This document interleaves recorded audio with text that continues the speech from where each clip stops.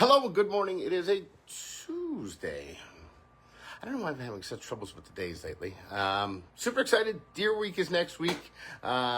Thanksgiving for all my American friends coming this week.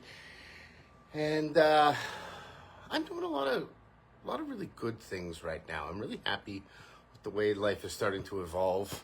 Obviously, always want to get better and strive for more. But the fact of the matter is, I'm in a really good place personally with just what's going on in my world. It's not by accident, but it's really fortunate. And I think it's because I'm so involved in the community and have so many close people that I've known for so long that I feel this way. Because it's not finances or anything like that that's dictating it. I've made far more money than I'm making right now and had far less fulfillment. So I do believe it's the connection from living in my community, from being a part of it, and having family and friends around that I've known my whole life. So I just want to say thank you to you for all of that, because without my community, I really don't have, I don't have the fulfillment that I'm feeling right now. I don't have the satisfaction, and I appreciate you. Anyhow, I don't know. I'm continuing to write this book. I'm about half done. Everything's kind of working on schedule, which is awesome. Should be able to launch on Sunday. Monday is the day. And I will be out in the field freezing my tuchus off trying to get a deer. So that should be interesting to coordinate, but I'll figure it out. That's the pre-launch. That's not the whole thing. Anyhow, just kind of panicked myself a little bit there. The timeline's a little tighter than I meant it to be. Anyhow, today I was talking or writing about active listening. And this is something that so many of us struggle with. And it's so apparent in things, especially statements like, oh, I'm terrible with names. I'm great with faces, but I'm terrible with names. And this is something that I hear so repeatedly. It's kind of crazy to me. But people are always shocked that I remember their name. If I haven't seen them for 6 months or whatever, I've met them once and I remember their name. And here's the thing, I'm not doing it by accident. There is a technique to it and a tactic, and I'll teach that. I'm sure I've talked about it before. But active listening manifests in so many other ways too. Relationships are built so much stronger because we're actively listening to one another and fulfilling each other's needs. When we meet complete strangers, it puts us in an advantage to be actively listening because we learn way more about them than they learn from us. So a couple of the techniques that I've been talking about or writing about today that I want to talk about. One, first, remembering names. This one's super easy.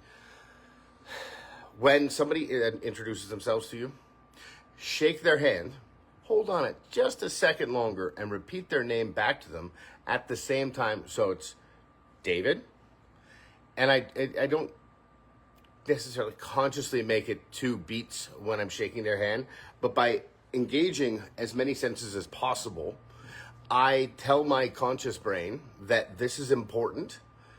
My subconscious brain, this is important, so pay attention. So I'm quieting the internal chatter. I'm actively listening to this person's name. When I say it back to them, I'm hearing myself say it. So I'm speaking it, which is your external dialogue, but I'm also hearing it internally. So that's my internal dialogue. That means I'm getting twice the bang for my buck when it comes to my hearing.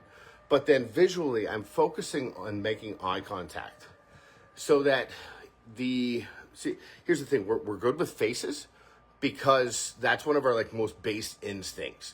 A child can recognize its mother at days old or hours old even, depending on the child.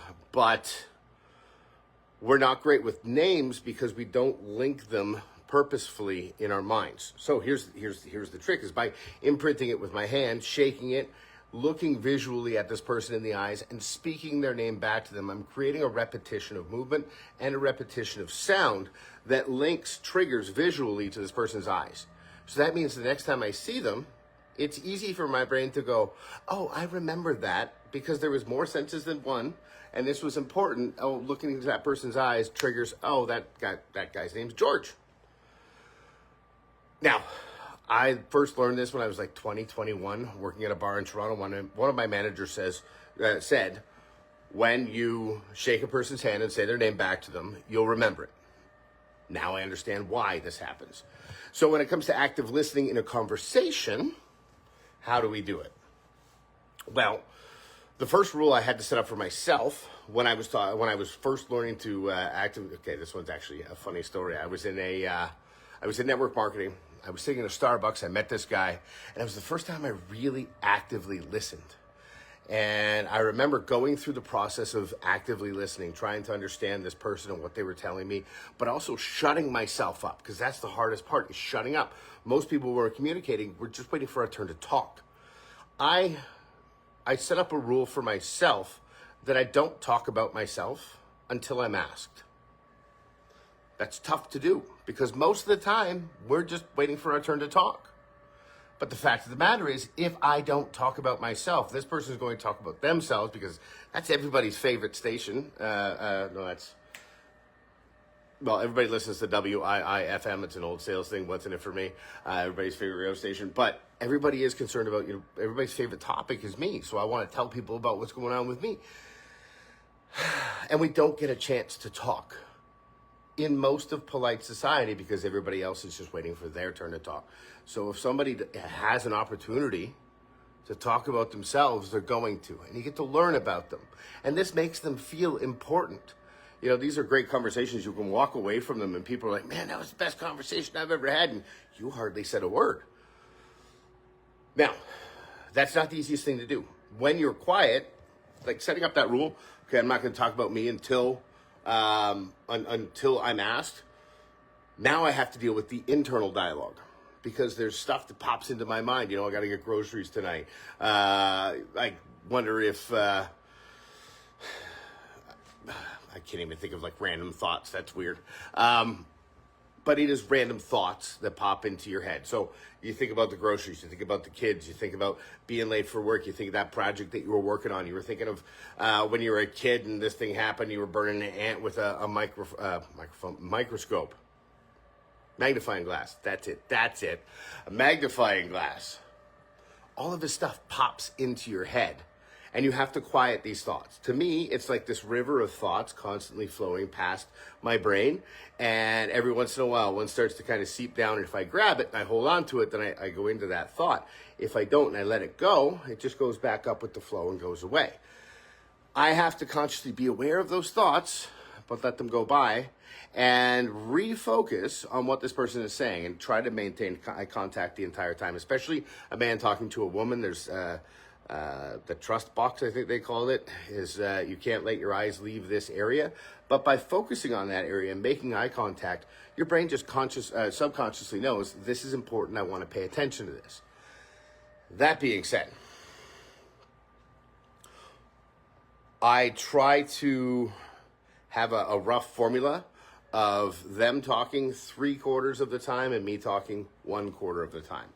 Not the easiest thing to do, but the best way to keep somebody talking is by asking questions. And getting good at asking questions. Understanding that, why this person did this thing.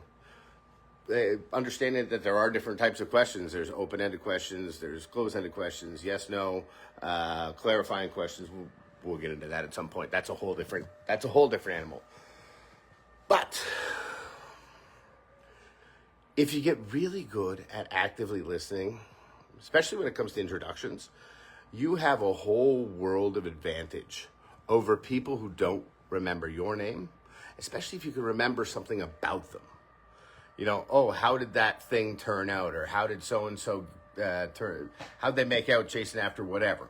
You remember something important to that person, something personal, and their name, you're like light years ahead in the conversation. They now intrinsically feel like they owe you something, but you've made them feel important.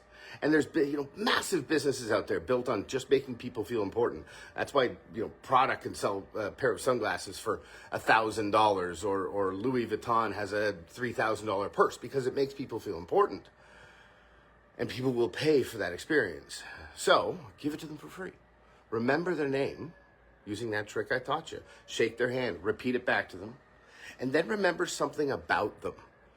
Link it to that or anchor it to that memory of their name. Oh, they like golf. Fantastic. Remember something for next time, because when you do see them, that's going to make just worlds of difference in your interaction. It's like you become friends already. It's the craziest thing. Watch the way that people behave when you remember their name months later. And I'm not saying that you're doing this because every person is going to be able to give you something. You're doing this because you care about people. It's not about manipulating. It's about just honestly meeting people and caring about them and wanting to know about them. And in doing that, somewhere months, years down the road, when you run into somebody that you remember their name and something about them from the last time you met them, they're going to be flabbergasted. And wouldn't it be neat if you needed help from them for something? And it was because you cared way before you ever knew that you needed their help that you're able to ask for it now and probably be a whole lot more likely to get it. Anyhow, that's it for me today. Until tomorrow, know that I love you, and I'll see you soon.